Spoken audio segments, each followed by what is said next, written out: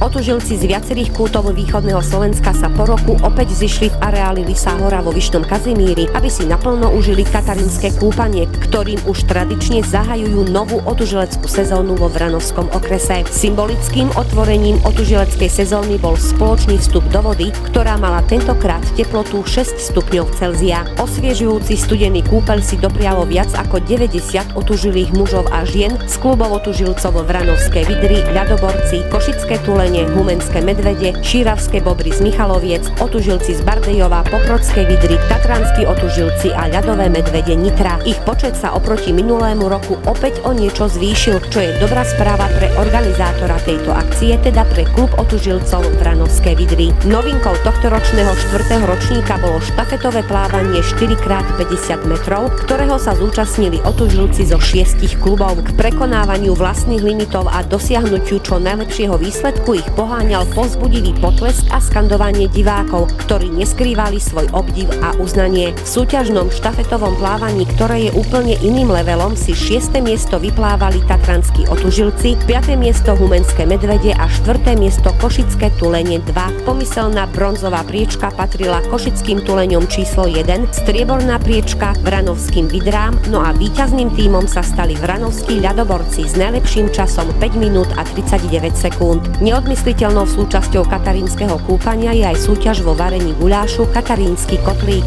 Tento rok varilo guľáš rekordných 31 tímov. Každý tím varil s odhodlaním víťaza a použitím tých najlepších ingrediencií. Všetci guľášmajstri verili svojim receptom a kuchárskému umeniu, no víťaz mohol byť len jeden. 18-členná porota, ktorú tvorili otužilci z viacerých klubov otužilcov, degustovala, ochutnávala a hodnotila vzhľad, konzistenciu a hlavne chuť navarených guľášov. Nemala to vôbec ľahké, ale napokon rozhodla, že 3. miesto si vyvaril fínsky tím, a teda guľášmajstri Igor Sobko, Jan Naď, Peter Sklinár, Marián Kalman a Silvester Kaminský. Na 2. mieste skončil tím Ekospol v zložení Rasto Karas a Janko Vargovič. Najchutnejší guľáš navaril víťazný tím Štatisti JR3, konkrétne Rado Smetana, Roman Lazur a Julius Lepot. Poprvýkrát sa udeľovala aj cena za najkrajší stánok, ktorú získal Kelt stánok, cena za najkrajšie oblečený tím, ktorú si vyslúžil tím Kondor. Ľadové Medvede Nitra získali cenu pre družstvo, ktoré prišlo z najväčšej diaľky, a špeciálnu cenu Vranovských Vidier za jedinečnosť získal tím Fejos. Každopádne víťazom sa stal každý, kto prišiel a užil si zdravý, voňavý, chutný a hlavne príjemný a veselý deň pod značkou Katarínske kúpanie a Katarínsky kotlík 2015.